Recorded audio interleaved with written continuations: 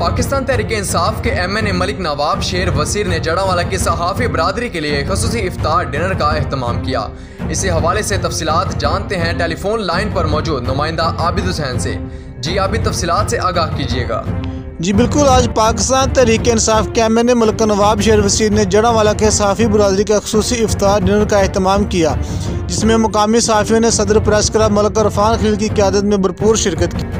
इस मौका पर जनरल सेक्रेटरी राजा नसीम अकबर, राना एजाज अहमद, मियाँ आबिद हुसैन, इदनान शाह, मियाँ मेहरान अकबर, मलिक इकराम, बहार यूसुफ समेत जड़ावाला से दीगर सहाफ़ी बरादरी ने भी कसीर तादाद में शिरकत की।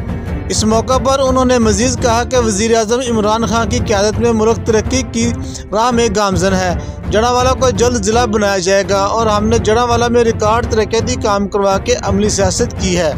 सहाफ़ी बरादरी ने मलिक नवाब शेर वसीर को जड़ावाला के मसाइल से आगाह किया, तो मलिक नवाब शेर वसीर ने जड़ावाला के मसाइल हल करने के लिए सहाफ़ी बरादरी को यकीन दिलाया कि जड़ावाला का जो भी मसाइल हैं वो इंशाल्लाह बहुत ही जल्द हल कर दिए जाएंगे और जड़ावाला शहर को एक खूबसूरत शहर बनाएंगे।